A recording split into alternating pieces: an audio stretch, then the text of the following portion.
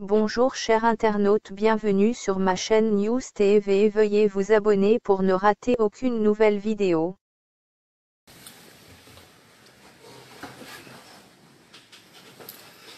Bonjour, Ladi Fofana, Sanou Mathieu, Emmanuel Po, Roman Emmanuel, Karim Diakité, Hilaire Gourou, Prospérité. Attends. Allez, mes lunettes, vaut mieux lire. Voilà, Prospérité Florence de... Merci, bienvenue à la causerie du dimanche. Notre musique de soutien. Voilà. On va mettre un peu fort le temps de saluer tout le monde. Hein? Marie-Dominique Loussouko. Daniel Molière. 2 minutes. Oh.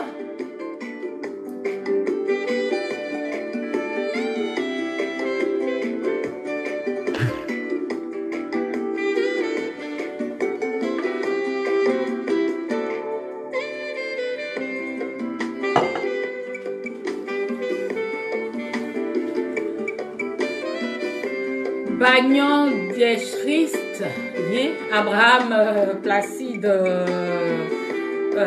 Quai, je crois. Hein? Bonjour à tous, bienvenue. Corinne Houdin. Oh. Est-ce que la lumière là?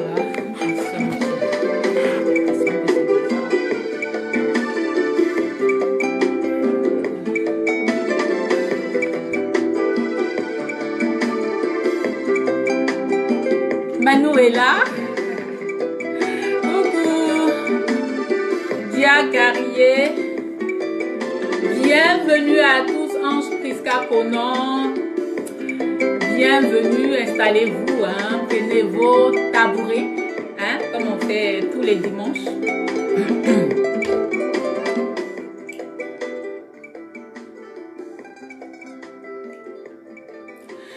Voilà, bonjour donc, c'est la causerie du dimanche. Comme tous les dimanches après-midi, nous nous retrouvons pour échanger autour d'un thème. Manotier Antoine, merci, c'est gentil. Et donc voilà, nous nous retrouvons pour échanger autour d'un thème. Vous donnez vos avis en commentaire et vous savez tous que je réponds à toutes vos préoccupations, hein, à tous vos commentaires. Donc, c'est la même chose aujourd'hui. C'est la causerie du dimanche numéro 74. Nous sommes au 74e numéro donc, de notre petite réunion de famille. Jean-Paul Nieba, ah oui, merci beaucoup. Merci. Donc, voilà. C'est ce qui nous vaut l'honneur hein, de venir chez vous. On va dire ça pour faire simple. Mais c'est une communion fraternelle. Hein. Voilà. Ok, aujourd'hui, nous allons parler de la paix du cœur. Michel Cédric Nibeux Zandé, bienvenue. Merci, c'est gentil. Rokia Sané, merci, bienvenue. Laurent Patrick Kassaraté, Don Charles, Tayourou Sissé Fatogoma, Michel Cédric, voilà. Laurent Patrick est là, Daniel Molière est là, Anissé Gamené, Aziz Tendance et... Pas comme Didi, ils ne sont pas encore là. Alors aujourd'hui, comme je disais tout à l'heure, nous allons échanger autour de la paix du cœur. Le thème, ça Ce sera la paix du cœur. La paix, on va dire, avec soi-même. La paix avec soi-même. La paix avec soi.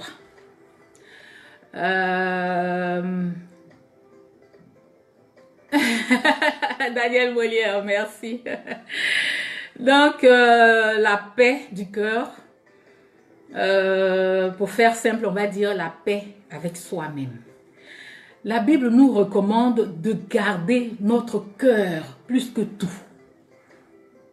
La Bible nous recommande de garder notre cœur plus que tout. Parce que c'est du cœur que partent beaucoup de choses. Donc, elle nous dit, la Bible, gardez votre cœur plus que tout. Oui.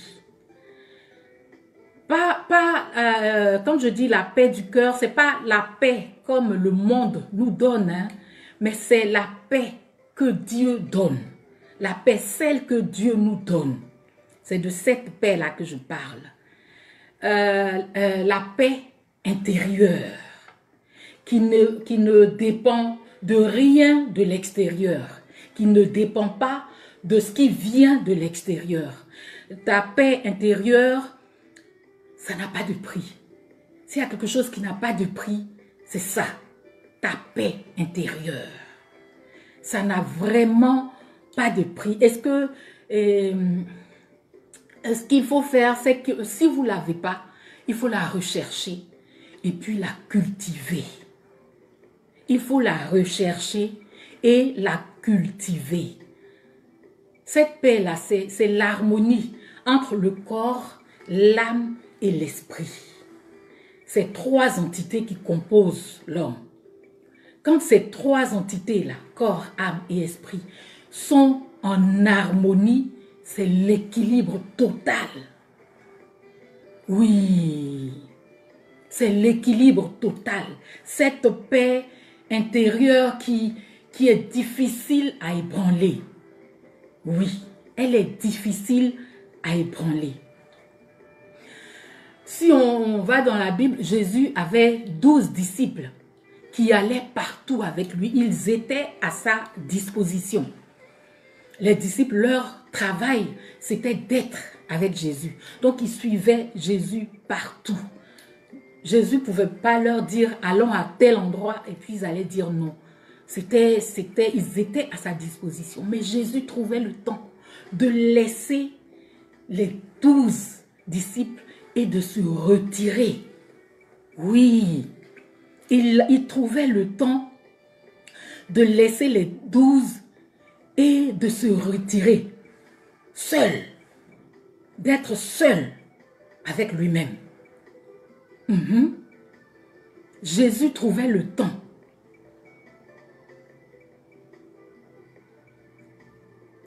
En Belgique, je ne sais pas quand vous allez m'inviter. J'en profite pour remercier les hommes de Dieu qui souhaitent que je vienne dans leurs églises. C'est vraiment gentil. Mais franchement, je ne suis même pas à vos chevilles quoi, pour venir prêcher dans une église. C'est un peu fort pour moi. Je peux entretenir les gens, on va parler des choses de la vie à la lumière de la Bible, mais prêcher en tant que tel, je vous vaux pas encore. Ok, Kaba Mignon, merci. Merci beaucoup. Alors je disais que Jésus trouvait le temps pour se retirer et être seul de temps en temps, alors que les 12 étaient là et que leur mission c'était ça, d'être avec lui. Mais il trouvait le temps d'être en paix avec lui-même, avec son intérieur, c'est-à-dire l'harmonie entre le corps, l'âme et l'esprit, les trois entités qui composent, qui font un homme. Voilà, il le faisait parce qu'il avait besoin d'avoir cette paix-là avant de rencontrer, avant de parler, parce que il fallait cette paix pour que les choses de l'extérieur ne l'influencent pas. pour que les choses extérieures ne l'influencent pas. Il avait besoin. Être en paix avec soi-même, c'est être en paix avec Dieu. Parce que quand je parle des trois entités, c'est Dieu qui nous a créés ainsi. L'homme est composé de corps, âme et esprit, les trois. Donc, quand les trois sont en harmonie, tu as cette paix intérieure que Dieu donne et tu es en harmonie, tu es en relation avec Dieu. Oui, c'est pour ça que je dis cette paix que Dieu donne, pas celle que le monde donne. Quand tu es en paix avec toi-même, tu es en paix avec Dieu. Sinon, ta conscience, puisque l'harmonie règne, ta conscience te rappelle à l'ordre. Parce que tout le monde peut te mentir, sauf ta conscience. Oui, sauf ta conscience. Tout le monde peut te dire, oh, tu es canon, tu es hyper gentil, mais ta conscience, quand toi-même tu te regardes dans la glace, même si tu as un gros nez que tu le nies, tu dis, oh, mon nez là, ça va, ça va. Quand tu te regardes dans la glace, ta conscience te dit, ton nez là, il est vraiment gros. Et il faut croire. Il faut croire parce que ta conscience ne recherche rien. Elle ne cherche pas un intérêt particulier. Elle ne cherche pas à te plaire. Elle ne cherche pas à soutirer quelque chose de toi. Ah, Anissé Gamené est arrivé. Sergio Corleone aussi est là. Merci. Donc, elle ne peut pas te mentir. Et elle te rappelle à l'ordre. Quand tu as la paix intérieure, quand tu as l'harmonie, ta conscience te parle. Ta conscience te parle. Et tu dégages une certaine sérénité. Oui, devant les choses qui paniquent tout le monde, toi, tu dégages une certaine sérénité. Une certaine sérénité que tu dégages quand tu as la paix du cœur. Franchement, ça n'a pas de prix. Ça n'a pas de prix, je vous l'ai dit plus haut, mais je le répète encore. La paix du cœur, la paix intérieure, elle n'a pas de prix. Et donc, je disais, quand tu es en paix avec toi-même, tu dégages une certaine sérénité devant les épreuves. Oui, les épreuves, quand les épreuves arrivent, que tout le monde panique, toi, tu as une certaine sérénité, tu as un certain détachement par rapport à ce qui arrive. Oui, tu dégages une certaine sérénité et c'est difficile de te troubler. C'est difficile de te troubler parce que ton intérieur est en harmonie. Donc, les choses qui effraient tout le monde, toi, tu restes serein et tu as un certain détachement même. Tu ne réagis pas dans l'euphorie. Tu as un certain calme par rapport à tout. Au moment où tout le monde panique, tout le monde pleure, toi, tu as une certaine sérénité, un certain détachement, un certain calme devant les épreuves, ce qui permet de ne pas être troublé. Et ça se ressent autour de toi. Quand tu as cette paix du cœur là, autour de toi, ça se ressent. Ça se ressent. La Bible même dit que celui... ça se ressent. La Bible même dit que celui qui a beaucoup d'amis les a pour son malheur. Celui qui a beaucoup d'amis les a pour sa perte, pour son malheur.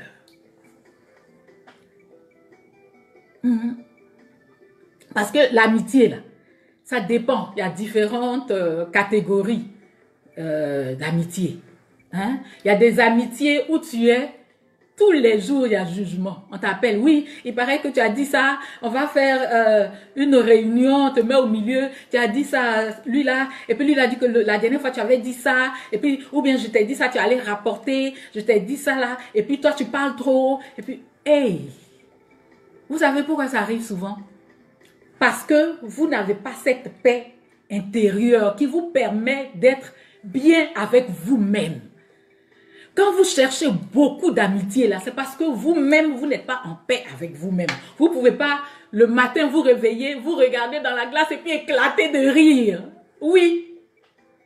Oui. Quand tu as cette paix là, le matin tu te réveilles, tu te regardes dans la glace et puis tu éclates de rire. Parce que toi-même, tu te parles. Tu ne cours pas après les amitiés pour avoir la joie. Ce genre d'amitié dont je viens de parler, où tu es tout le temps en jugement, là. On t'appelle, hein, allô, il paraît que tu allais dire ça. On se retrouve tel jour, à tel endroit. Bon, à une frange d'âge, à une certaine tranche d'âge, on peut comprendre. Les adolescentes, les filles qui sortent à peine de l'adolescence, ça c'est possible. Mais une femme qui a dépassé la quarantaine et puis c'est toi on appelle toujours pour juger à faire, là il y a un problème. C'est qu'il y a un problème. Tu as besoin d'apports extérieurs pour être heureuse. Tu as besoin d'apports extérieurs pour te sentir bien. Parce que toi-même, tu n'es pas bien avec toi-même. C'est ça le problème. Tu n'es pas bien avec toi-même. Donc, tu cherches. Tu appelles tel, et viens, je viens chez toi, on va causer, on va... Mais quand tu es bien avec toi-même, là, il y a des choses que tu fais même pas. Je n'ai pas dit que tu n'as pas d'amis. Hein. Non, non, non, non, non. Il faut avoir des amis, c'est important.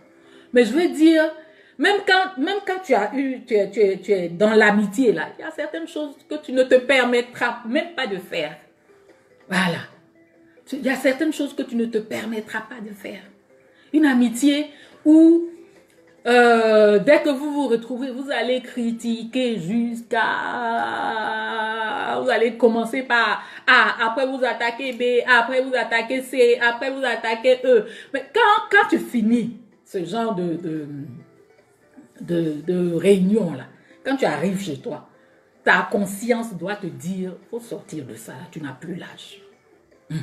Quand tu as cette paix là, ta conscience même là va te dire, il faut arrêter ça là maintenant.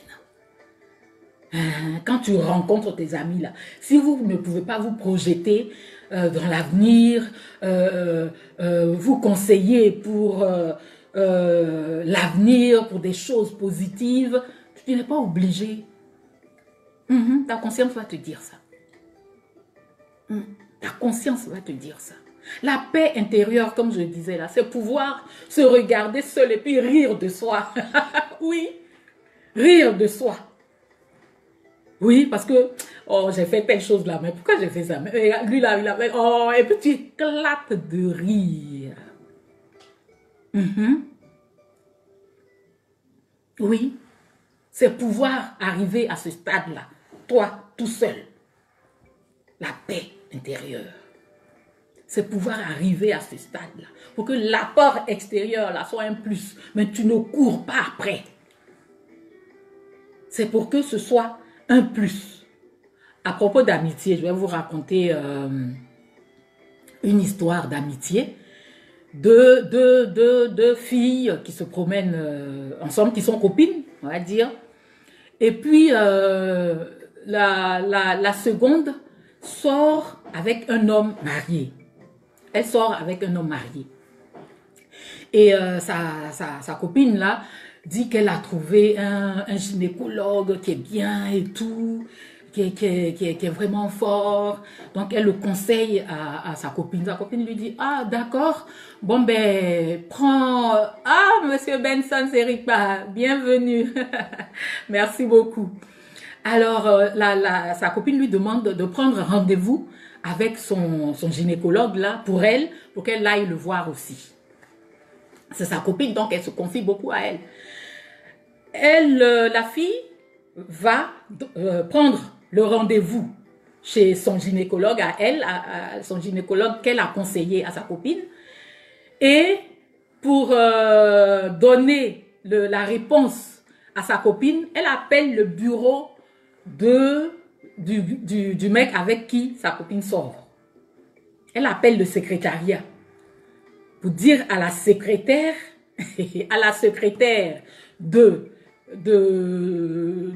du copain de sa copine, que oui, en fait, j'ai pris le rendez-vous. Allô, oui, c'est la secrétaire. Ok. En fait, j'ai pris rendez-vous pour telle personne, sachant que la secrétaire connaît bien la femme du monsieur. Hein. J'ai pris rendez-vous pour telle personne par rapport à ses problèmes gynécologiques là. Elle m'a demandé de prendre rendez-vous avec mon gynécologue. Donc, j'ai pris le rendez-vous. C'est tel jour à telle heure. À la secrétaire du petit ami de sa copine. Bon, ça c'est dans quel but maintenant?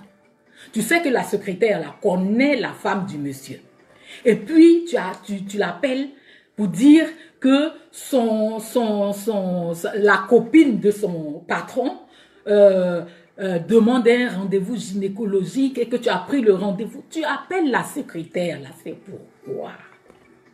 En fait, c'est pour dire à la femme, puisque la secrétaire connaît la femme, c'est pour dire à la secrétaire de dire à la femme que son mari a une maîtresse qui s'appelle tant, qui a un problème gynécologique, qui a rendez-vous. Bon. Ou bien, un autre cas, deux filles qui se promènent ensemble, l'une sort avec un mec, un monsieur, et puis, quand il dit à un de ses amis que, ah voilà, ma nouvelle petite amie, c'est elle, l'autre lui dit, ah, mais elle a une copine là que j'aime bien, est-ce qu'elle peut nous présenter? Et puis, elle vient dire à sa copine, ah, le nouveau mec avec qui je sors là, il a son ami qui dit qu'il t'aime bien et tout ça, donc on va organiser un dîner pour que vous vous rencontriez. Vous organisez le dîner, vous vous rencontrez, ça passe bien entre le copain et la copine. Et un jour, la copine qui est venue la présenter là, lui dit, ah, c'est vrai que je sors avec l'ami de tel qui sort avec toi maintenant, mais en fait, lui aussi, c'est mon copain, je suis sortie avec lui.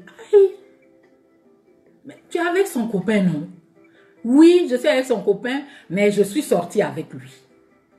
Donc l'autre appelle son copain là et puis elle lui dit, mais toi, ton copain sort avec ma copine. Toi aussi, tu sors avec elle et puis tu lui dis que tu veux me connaître. Nous nous rencontrons, nous plaisons, nous sortons ensemble alors que tu sors avec la copine encore. Et le gars est étonné, il dit, mais qu'est-ce que tu racontes là? Allons la trouver, allons chez elle. Je ne suis jamais sortie avec elle, qu'est-ce qu'elle raconte? Moi, je leur ai dit, son copain et elle, que c'est toi que je voulais rencontrer. Pourquoi elle raconte qu'elle sort avec moi? Allons chez elle. Je n'ai rien à te cacher. Et puis les deux se soulèvent, s'en vont chez la fille. Puis le gars lui demande, toi tu dis quoi? Que tu sors bien avec mon ami, non? Oui. Mais tu dis quoi à ma copine? Que tu sors avec moi? Elle dit, elle sait plus, elle trouve plus les mots. Même si on n'est pas sorti, est-ce qu'on ne s'est pas embrassé une fois? Le gars dit, mais où? Toi et moi, on s'est embrassé, où ça? Non, c'est mon copain qui... Bon, amitié là-haut, c'est forcé. Si tu quittes dans cette amitié-là, ça fait quoi? Les jumeaux même qui naissent le même jour, qui sont jumeaux même, là, ils naissent pas, ils sortent pas ensemble. Oui, un sort. J'ai lu même une histoire où un est sorti et l'autre est sorti 2 jours après. Donc, et quand ils meurent, jumeaux qu'ils sont là, quand ils sortent, ils meurent là, c'est 2 cercueils. Il y a quoi? Et puis, affaire d'amitié où on te fait du mal comme ça là, tu vas rester dedans. Si tu n'as pas d'amis, tu vas mourir. Aïe. Bon, c'était une petite digression. Donc, je dis que quand tu as cette paix du cœur là, il est difficile d'être troublé. Et cela se ressent même autour de toi. Dans ton entourage, on sent ça. Parce que tu n'envies personne. Quand tu es tranquille avec toi-même là, tu n'envies personne. Tu profites bien du peu que tu as. Tu profites de ce que tu es. Tu ne cherches pas à être comme quelqu'un. Non. Tu ne vois pas le bien de quelqu'un puis tu es troublé. Et pourquoi? Non. Quand tu es en harmonie avec toi-même, quand tu as la paix du cœur, je dis rien ne te trouble. Tu as une certaine sérénité par rapport aux choses. Oui. Tu profites de ce que tu as, de ce que tu es. Hein? Tout en ne dormant pas sur tes lauriers. Hein? Ça ne veut pas dire, oui, parce que j'ai la paix du cœur, je suis couché, ce que j'ai là me suffit. Non. La Bible même dit que celui qui ne travaille pas ne mange pas non plus. C'est biblique. C'est un verset. Celui qui ne travaille pas, qu'il ne mange pas non plus. Donc, tu cherches toujours le meilleur. Mais, dans tes possibilités, tu ne cherches pas à tricher, tu ne cherches pas à manigancer, tu ne cherches pas parce que tel a ça. Donc, si elle est passée par telle chose, je vais y aller aussi. Non. Je dis, quand tu es en harmonie avec toi-même, là, ta conscience est ton meilleur ami. Ta conscience est ta meilleure amie. Elle te parle. Elle te parle tout le temps. Elle te parle. Oui. Elle te parle. Si tu veux aller sur le mauvais chemin, là, elle te regarde et puis elle dit, tu me fais mal, ce que tu es en train de faire là, ou ce que tu es en train de fomenter là, c'est pas bon. Si tu l'écoutes, tu vas faire marche arrière. Donc je ne dis pas de rester les bras croisés et puis dire non, je n'ai pas besoin d'avoir plus que ce que j'ai. Si, l'homme doit toujours améliorer son quotidien. Ça, c'est la nature même qui nous enseigne ça. Si tu as plus qu'il ne faut, tu aides les autres. Mais tu ne dors pas sur tes lauriers pour dire voilà. Je dis, tu n'es en concurrence avec personne. Et tu te réjouis du bonheur des autres. Quand tu as la paix du cœur, là, tu te réjouis du bonheur des autres. Quand quelqu'un a quelque chose, oh mais Seigneur, merci Seigneur, merci. Oh, je lui dis merci pour toi. Le fait qu'il ait rendu telle ou telle chose possible, je lui dis merci. Si ta copine est bien habillée, tu lui dis, ah mais ça te va bien, tu es belle, tu n'envies personne. Je dis, tu n'envies personne. Si ta copine est jolie, tu lui dis. Si elle est bien habillée, tu lui dis. Si quelque chose de bien lui arrive, tu te réjouis pour elle. Si quelque chose ne va pas, tu as je ne vais pas dire l'obligation, mais tu dois lui dire, ah, il y a telle ou telle chose là. Vraiment, si tu peux faire ça comme ça, tout en ne le ou la choquant pas, mais avec les mots justes pour lui dire. C'est ça. Tu te réjouis du bien des autres, du bien d'autrui. Parce que ta confiance n'est pas placée en un homme. Ta confiance n'est pas placée en un homme. La Bible dit malheur à celui qui met sa confiance en un homme. Tu seras déçu tôt ou tard. Même si tu n'es pas déçu là, le jour où la personne n'est plus là, tu fais comment? On n'est que des mortels. Hein? Tu ne peux pas compter, mettre toute ta confiance, l'enlever en Dieu et la placer en un homme, en un être humain. Oui, tu ne peux pas faire ça. Parce que si c'est parce que la personne a une bonne situation dans la société, la personne peut perdre sa situation. Si c'est parce que la personne a beaucoup d'argent, l'argent là, ça va, ça vient. Elle peut perdre sa situation qui fait qu'elle a beaucoup d'argent là. Elle peut perdre cette situation. Ou bien même elle peut mourir. Oui. C'est pour ça qu'il faut placer ta confiance en Dieu. Il faut placer toute ta confiance en Dieu. Lui, il est éternel. Les choses passent, mais Dieu est éternel. Il ne passera pas. Nous tous, nous allons passer, sauf Dieu. Place ta confiance en Dieu. Mhm.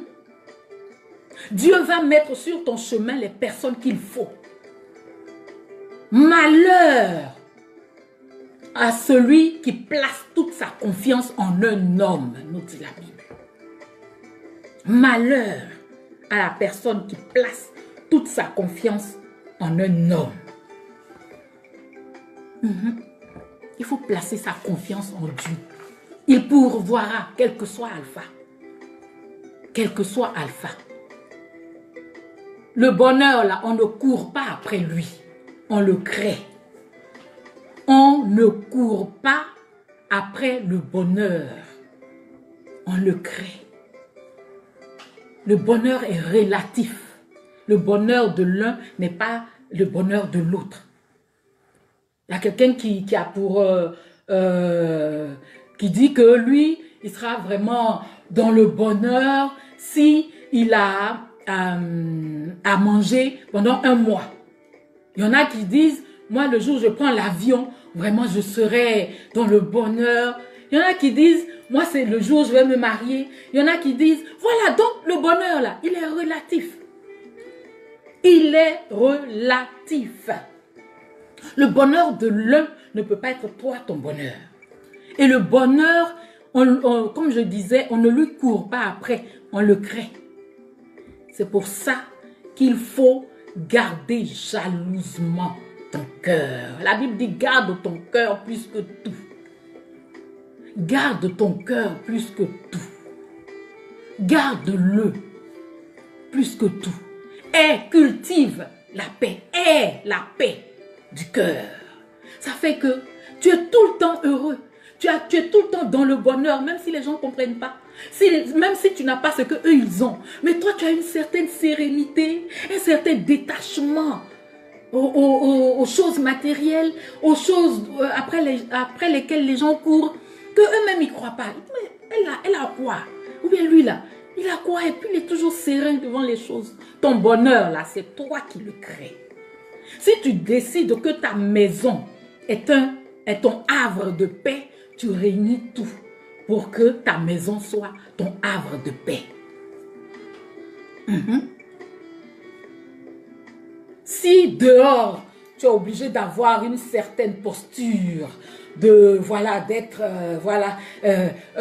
à porter des chaussures qui serrent, ou tu es obligé de marcher avec, ou ta ceinture qui te fait mal au ventre, ou tu as porté une gaine qui te fait mal, mais tu es obligé de garder cette posture-là parce que tu es au milieu des gens, parce que tu es dehors. Il faut la façon dont tu arrives chez toi et puis tu jettes tes chaussures, tu enlèves la gaine, tu enlèves la ceinture, et puis tu peux t'asseoir par terre, et puis tu peux t'asseoir dans ton canapé. Il faut que tu cultives ça. La façon dont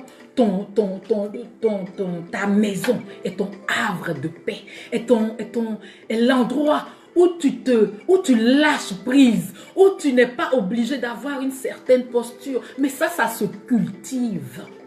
Si tu n'as pas la paix dans ta maison, cultive-la. Pour que de la façon dont je dis que au dehors, tu es obligé d'avoir une posture là, que comme quand tu rentres dans la maison, tu lâches prise là. Il faut que ton intérieur, dans ton cœur, soit comme ça, devant les événements qui arrivent. Tu es serein. Tu es serein. Tu crées ton bonheur. C'est toi qui le crées. Tout est entre tes mains. C'est toi qui peux créer ton bonheur. Si tu dis que ma maison ici, là, c'est la guerre du 1er au 31, ça sera la guerre. Au point où toi-même, pour rentrer chez toi, ton cœur bat. Alors que ta maison devrait être ton havre de paix. Où plus rien ne t'atteint. Parce que tu es chez toi. Tu es tranquille. Tu prends du recul par rapport à tout ce qui est dehors. C'est ça. Cultiver la paix du cœur. Tu crées ton endroit de bonheur. C'est ça que tu dois faire à l'intérieur de toi. La Bible dit que si cela ne dépend que de toi, sois en paix avec tout le monde. Sois en paix avec tout le monde. Donc, il y a des personnes là, un sourire suffit. Il y a des personnes avec lesquelles un sourire suffit. Tu sors de chez toi, tu rencontres la personne, ça suffit. Il y en a là, un bonjour suffit. Tu n'es pas obligé de t'asseoir. J'ai mangé ça hier, et puis avant-hier, j'ai fait ça. Il y a des gens, tu n'es pas obligé. La Bible dit d'être en paix. Ça veut dire que tu n'es pas en guerre. Le contraire de paix, c'est guerre. Tu n'es pas en guerre avec cette personne. Avec ces personnes, je vais dire. Tu n'es pas en guerre. Mais des fois, un sourire suffit. Un bonjour suffit. Il y en a, un ça va suffit. Tu n'es pas obligé de parler de tout et de rien avec tout le monde. Tout le monde ne peut pas être dans ton intimité tellement tu cherches la joie, le bonheur avec les autres. Non. Un ça va, ça suffit. Oui, vous n'êtes pas en guerre, mais vous ne pouvez pas aller en vacances ensemble. Oui, tu es en paix avec ces personnes-là, mais vous ne pouvez pas aller en vacances ensemble. C'est ça, c'est ce que ça veut dire. On n'est pas en guerre, mais on ne peut pas aller en vacances ensemble. Tout simplement. Je vais encore ouvrir une parenthèse pour parler de l'artiste et ses fans. Voilà. On ne peut pas, je vais parler des relations artistes et fans. On ne peut pas être ami à tous ses fans. Non, c'est pas possible. Parce qu'un fan, il t'idéalise, il a une idée arrêtée de ce que tu es. De ce que tu es. Donc, il y a des fans là qui doivent rester au niveau de fans. Tu n'es pas obligé de les faire rentrer dans ta vie. Parce que la plupart des fois, ils sont dessus. C'est comme comment on les appelle là, les groupies, celles qui aiment les artistes, les filles qui aiment les artistes. Dès qu'elles voient quelqu'un en train de chanter, il faut qu'elles couchent avec. Voilà, c'est leur truc, elles sont comme ça. Elles courent après les artistes. Ça fait que des fois, dans le même milieu, elles ont couché avec tout le monde. Mais ce genre de personnes-là, déjà dans leur esprit, elles t'idéalisent.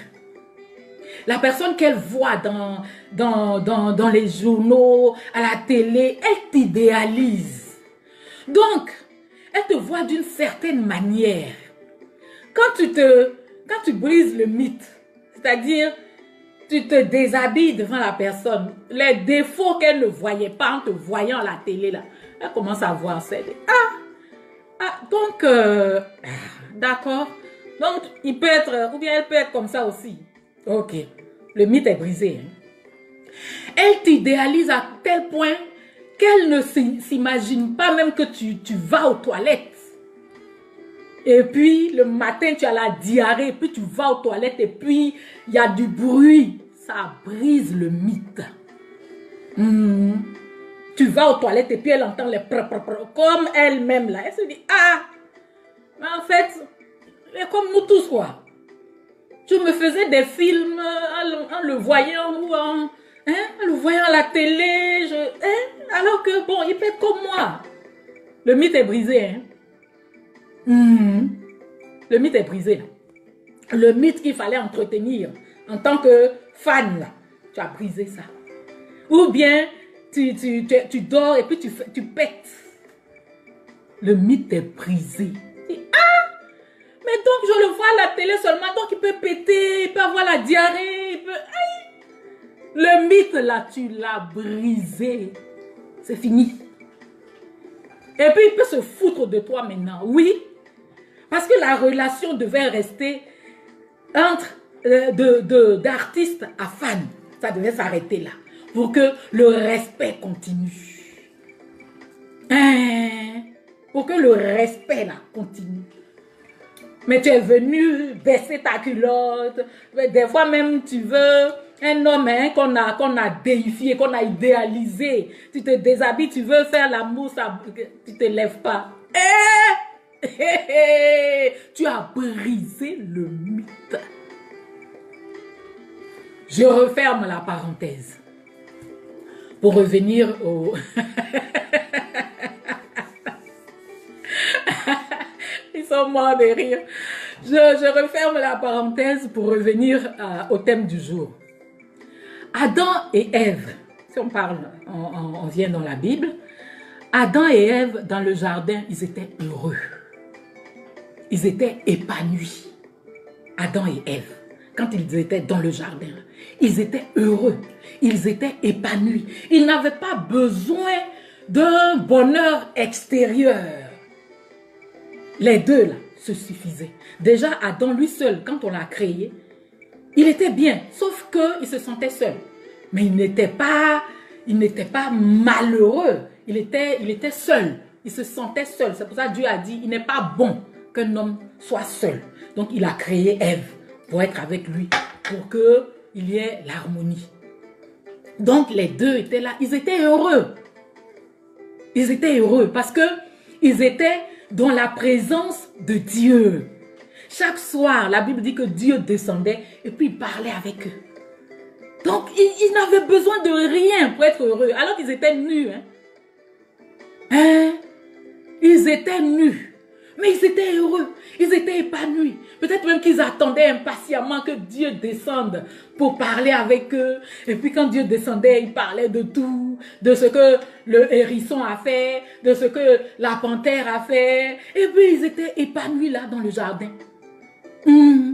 Sans problème. Ils étaient là, tous les fruits étaient là, ils regardaient, ils cueillaient ce qu'ils pouvaient manger, ce qu'ils vont garder pour demain, ils cueillent demain. Ils étaient heureux et épanouis dans le jardin. Ils avaient la paix du cœur. Excusez-moi.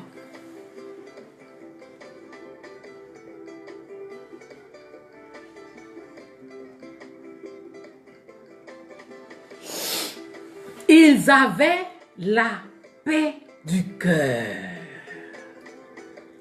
Et le diable, voyant ça, le diable est venu faire voir à Ève un mirage. Un mirage.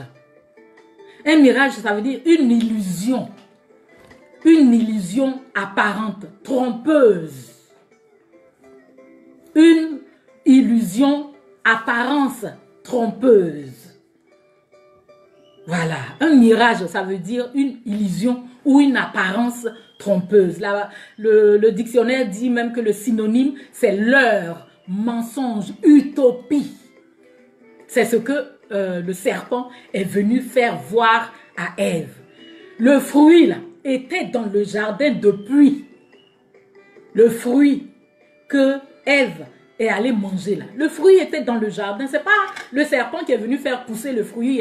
Le fruit était là dans le jardin. Mais le serpent est venu lui vendre un mirage. C'est quoi un mirage? Une illusion. Une illusion. Une apparence trompeuse. Elle a regardé le même fruit qui était là depuis là. Peut-être avant même qu'on l'a créé. Peut-être que le fruit a été créé au temps d'Adam. Le fruit qu'elle a depuis, qui est au milieu du jardin, qu'elle regardait jamais là. Quand le diable est venu parler de ce fruit-là, il lui a vendu un mirage, une illusion. Donc elle a regardé le fruit et puis elle dit, la Bible dit, la femme vit que l'arbre était bon à manger. Quel arbre qui était bon à manger? L'arbre qui est depuis avec toi dans le jardin là, il était bon à manger comment? Tu as déjà mangé ça pour savoir s'il est bon à manger? C'est ça qu'on appelle un mirage, une illusion.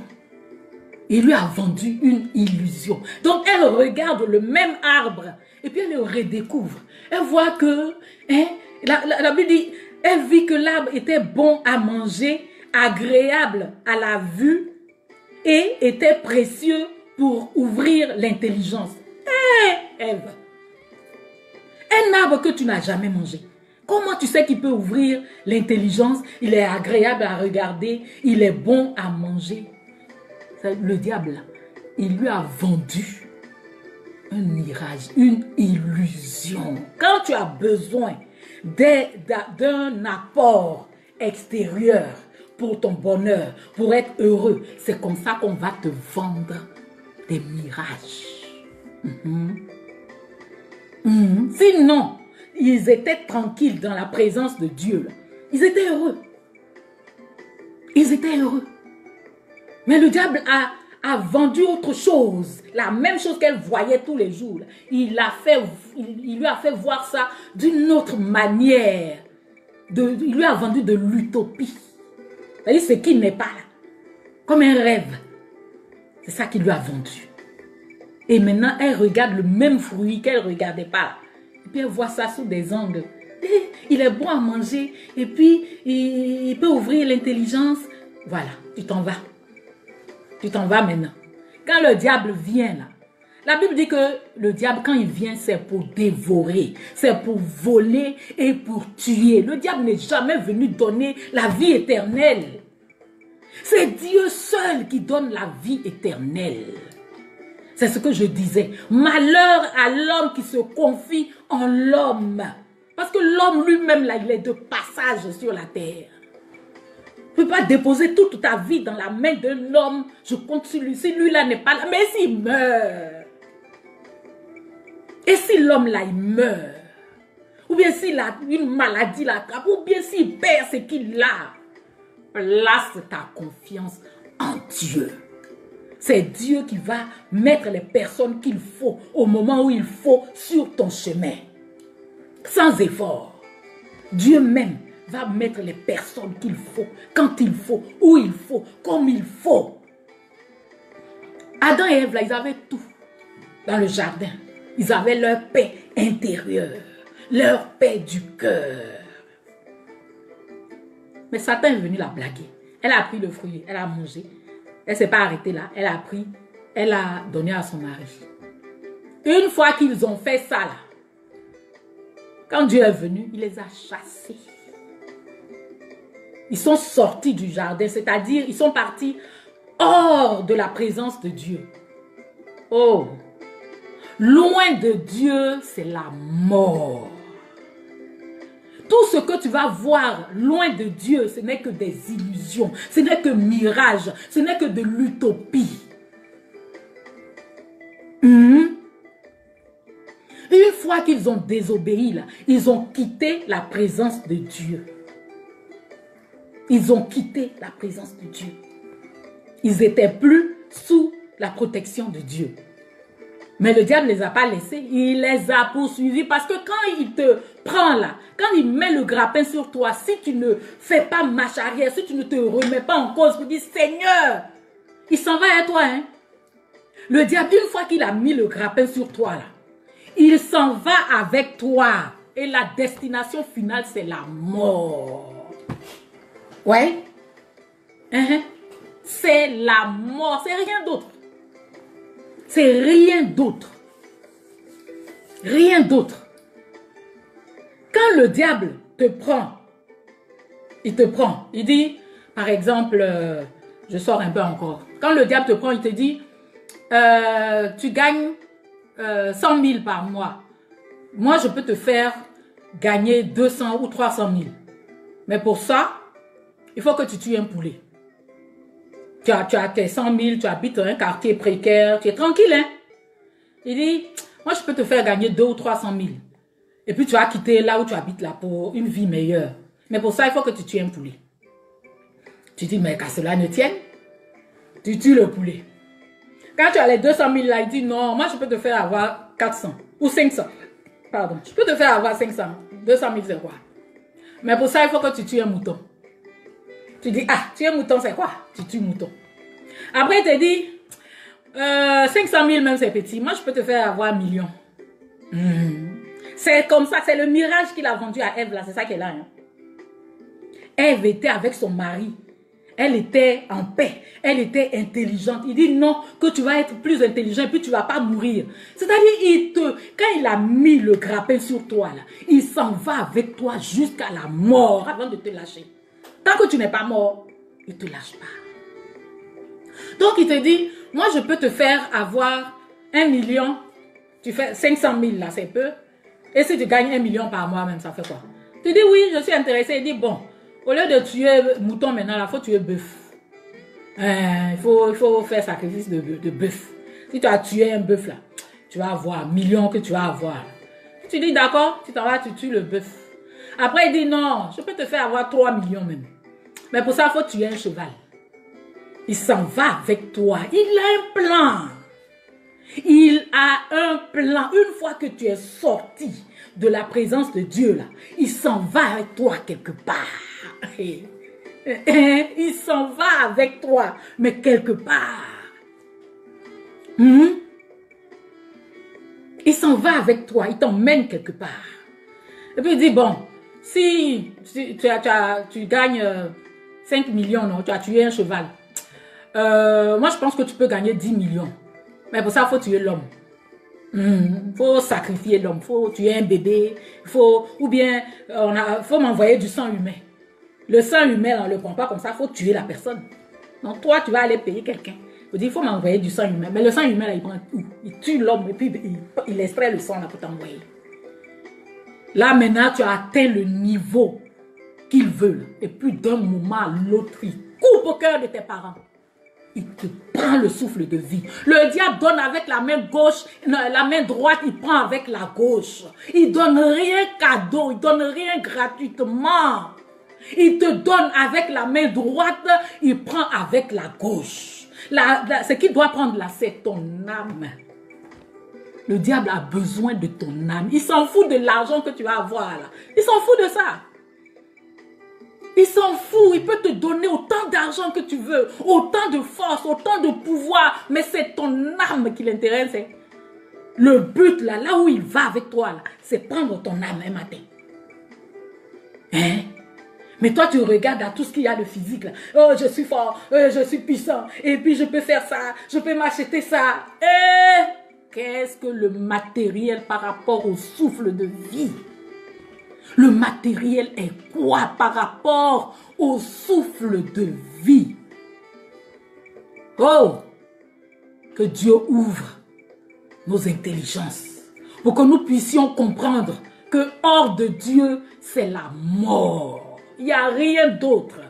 La vie éternelle, ce n'est qu'avec Dieu. C'est lui seul qui peut donner ça. La vie éternelle, c'est Dieu seul. Personne d'autre. Alors que sur la terre, là, il y a la vie et il y a la mort. Si tu n'es pas avec Dieu, ça dit que tu as quitté la vie, tu es avec le diable, tu t'en vas vers la mort. Il n'y a pas d'autre, il n'y a pas d'alternative. Il n'y a que ces deux-là. Le jour, la nuit, la vie, la mort. Le bien, le mal. Il n'y a que ça. C'est ces deux puissances-là qui régissent le monde, qui régissent la vie sur cette planète où nous vivons. C'est ces deux-là seulement. Une fois que tu as quitté la présence de Dieu, tu es mort. Mort spirituelle d'abord. C'est d'abord la mort spirituelle. C'est-à-dire que tout ce qui concerne Dieu, là, ça ne te regarde plus. C'est que spirituellement, tu as été. Et puis la mort physique, maintenant, elle vient après. Mais c'est ta destination. Il est sur toi comme ça, là, il t'emmène là. Il ne t'emmène pas ailleurs. Une fois qu'il a atteint ça, là, c'est fini. Puis tu coupes au cœur de tes parents un matin. Oh! Cœur de tes parents, de tes amis, tout le monde est désemparé. Mais quand il te donne là, il ne te dit pas que en retour, c'est ta vie, je vais prendre, c'est ton âme, je vais prendre. Il ne te dit pas ça, non. Il dit, tu vas être fort, tu vas être riche, rien ne va te manquer sur la terre. Il a fait ça à Jésus lui-même. Jésus qui est Jésus là. Après 40 jours de jeûne, il dit, je vais transformer les pierres là en pain. Et puis tu vas, Jésus le Fils de Dieu. Toi quoi? Lui-même, là, il menace la nature. Jésus, il dit à la tempête, arrête-toi. Et la tempête s'arrête. Ces cailloux, il ne peut pas transformer en pain. La Bible dit, le diable vient pour dévorer, pour voler, pour tuer. C'est tout ce qu'il vient faire dans la vie d'un être humain. Rien d'autre. Que Dieu nous donne la force de comprendre.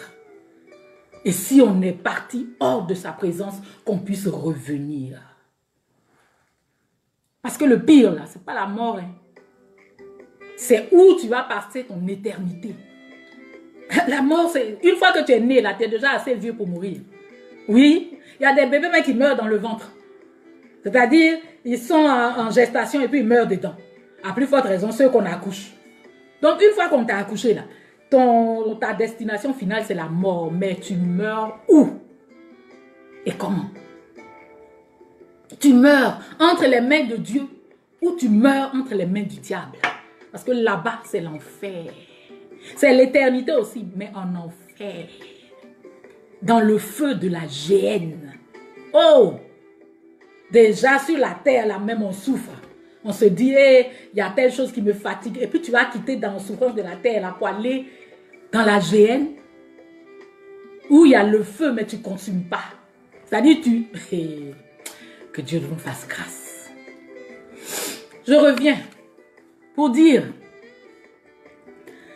quand Adam et Ève sont sortis de la présence de Dieu, là, Satan ne les a pas laissés, il les a poursuivis. Il dit, ah, il a réussi le premier pas. Donc, il les a poursuivis encore, là-bas. Où ils sont partis, là. C'était dans son camp maintenant. Donc, il était avec eux. Un corps à corps avec eux. Un corps à corps avec eux. C'est là-bas que Caïn a tué Adam. A tué Abel. C'est dans la poursuite, là. Il les a enlevés sous la protection de Dieu. Il les a emmenés. Ils ont fait les enfants. Et puis, parmi leurs enfants, là, un a tué son frère. C'est ça.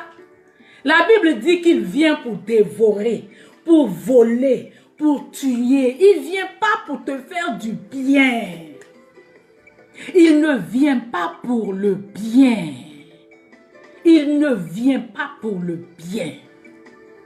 Quand ils sont sortis de la présence de Dieu, là, ils se sont dit, ah, ici on est bien, voilà, je prends grossesse, j'accouche, j'ai mes 2 enfants. Les 2 enfants là, Caïn a tué son frère Abel. Ça c'est le but atteint maintenant. Quand il vous enlevait du jardin, là, le but c'était la mort. C'était pas pour vous rendre heureux. C'était pas pour vous rendre heureux. C'était la mort. Mais vous avez eu à cultiver, tout ça, ça vous rendait heureux, mais c'est une joie, un bonheur éphémère. Éphémère, je dis. Il faut cultiver ta paix intérieure qui fait que rien ne t'ébranle. Quelqu'un n'a qu'à s'habiller en diamant de la tête aux pieds. Tu dis, ah, vraiment, je suis contente que tu aies autant de diamants. Puis tu prends ta route. Parce que le but de la vie, là, c'est pas d'être riche. Le but, la vie où nous sommes là, le but final, c'est de retourner au Créateur. C'est pas d'être milliardaire. Moi-même, je demande à Dieu, même milliard, là, pardon, il n'y a qu'à garder. Millions, c'est bon. Parce que quand tu es milliardaire, là, il y a les vices aussi de milliards. Les milliards, là, viennent avec leurs vices. Tu te trouves plus normal. Tu te dis, mais ce que ça, là, tout le monde fait. Tout le monde, chaque homme couche avec une femme. Moi, je vais essayer la sodomie. Et j'ai le pouvoir pour ça.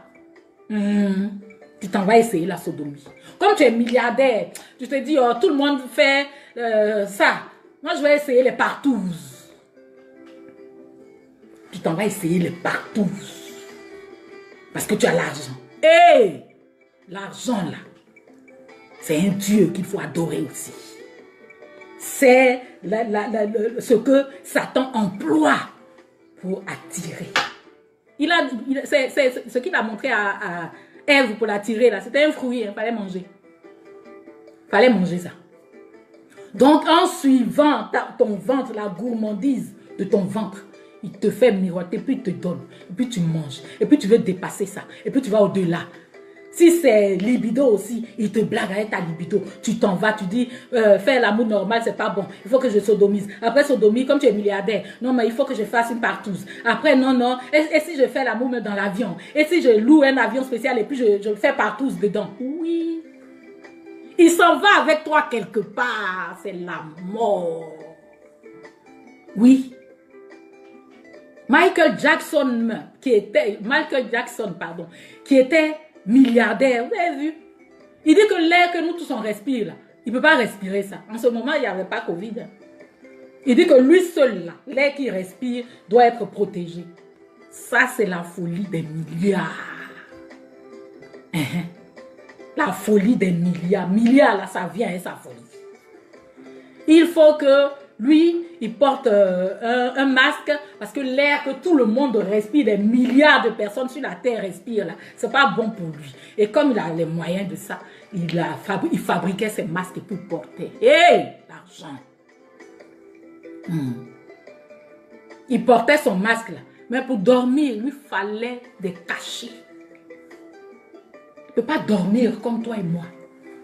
On se couche, des fois même on n'est même pas dans le lit, on est devant la télé, dans le canapé, puis le sommeil nous prend. La paix du cœur. Il faut cultiver la paix du cœur, qui fait que rien ne t'ébranle. Tu n'es pas envieux, mais tu n'es pas paresseux. La Bible dit que celui qui ne travaille pas ne mange pas non plus. Voilà, il faut que tu travailles. Loin de Dieu, il n'y a que la mort, spirituelle d'abord et physique après. Il y a des gens avant, on ne comprenait pas, des gens qui parlent, ils disent, mais lui là, tu le vois comme ça, il est déjà mort.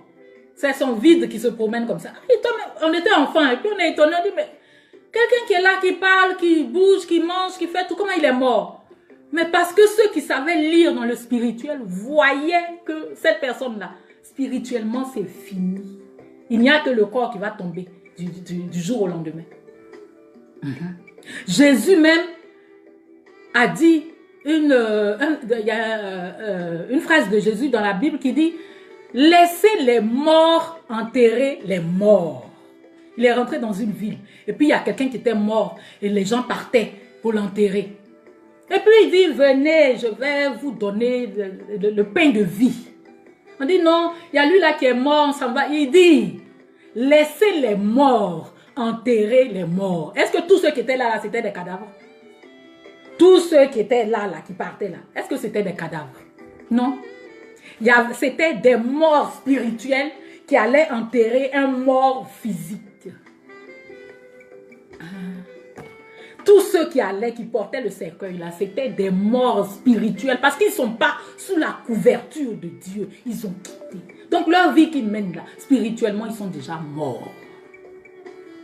Il dit laissez les morts aller enterrer les morts. L'environnement naturel de l'homme, l'environnement normal de l'homme, c'est en la présence de Dieu. C'est la présence de Dieu qui est ton environnement normal, ton environnement naturel. Comme Adam et Ève, leur environnement naturel, c'était le jardin. Là-bas, rien ne pouvait leur arriver parce qu'ils étaient sous la protection de Dieu. Quand tu quittes l'environnement normal où il n'y a plus la protection de Dieu, tu meurs. Spirituellement d'abord, physiquement après. Ouais. C'est comme une plante que tu déterres. Quand tu la lèves, tu enlèves la plante dans la terre, tu la poses là, elle est déjà morte. Hein? Mais reviens 2 jours après, tu vas voir qu'elle a commencé à sécher. À partir du moment où tu l'as enlevée, tu l'as déterrée là, la plante là, elle est déjà morte. Et ça on appelle la mort spirituelle. Parce que son environnement normal, c'est dans la terre. C'est pas sur la terre. L'environnement normal d'un arbre, d'une plante, c'est dans la terre. Tant qu'elle est dans la terre, elle fleurit, elle est belle, elle donne des fruits, elle est épanouie parce qu'elle est dans son environnement naturel, dans son environnement normal, comme quand Dieu a créé les choses, ce qu'il a dit. Donc la plante est épanouie. Mais une fois que tu la retires, c'est pas sur le champ. Tu la retires de la terre pour la mettre sur la terre. Mais elle est déjà morte. Reviens demain ou après-demain, elle commence à sécher. Après, c'est les feuilles sèches là que tu vas voir.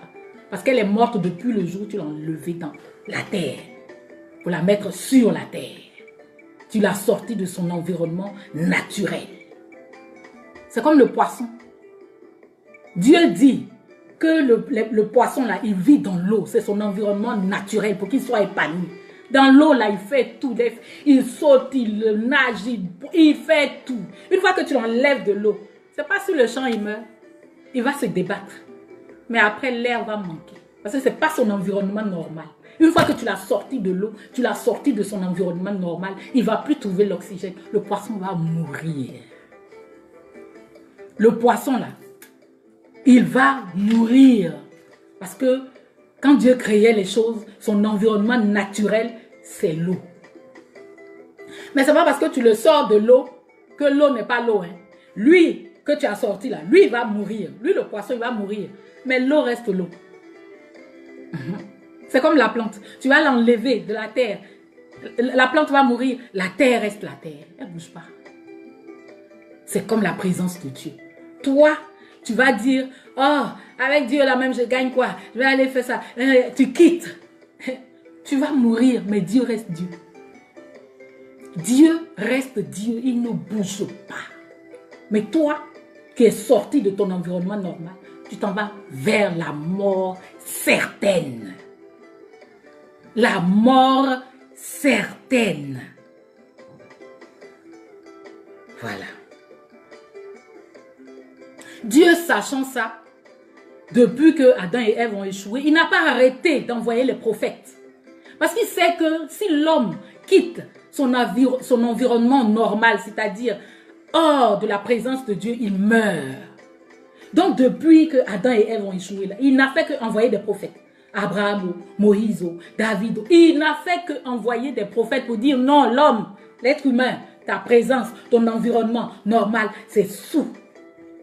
C'est dans la présence de Dieu. C'est là-bas que tu peux vivre et après vivre éternellement. Ce n'est que là, ce n'est pas ailleurs. Jusqu'à ce que Jésus lui-même vienne. Dieu n'a pas arrêté de nous tendre la main.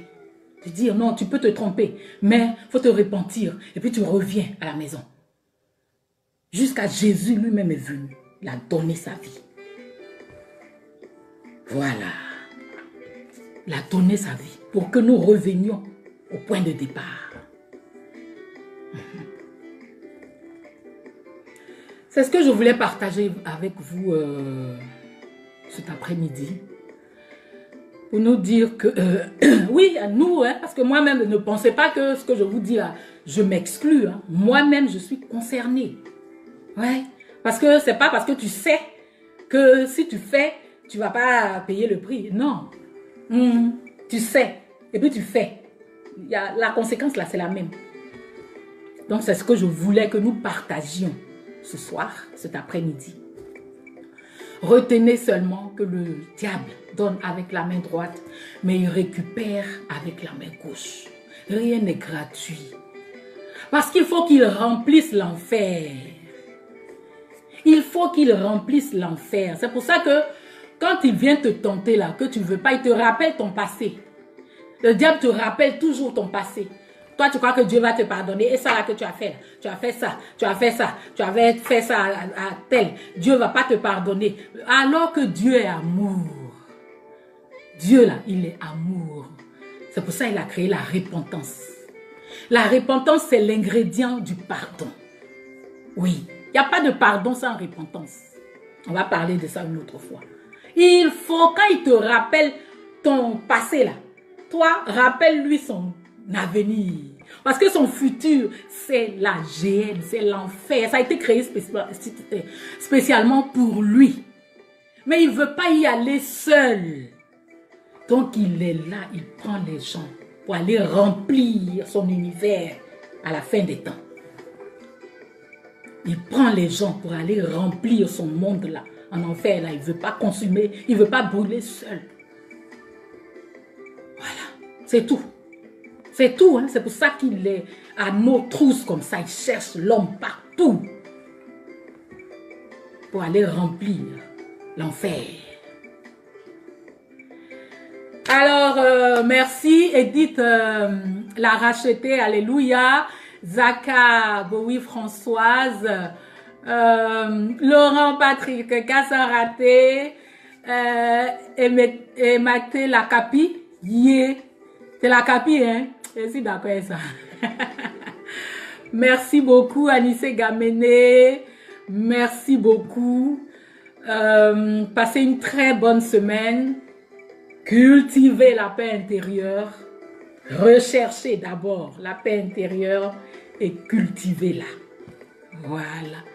Merci, bisous à tous et que Dieu nous garde. Veuillez vous abonner pour ne rater aucune nouvelle vidéo.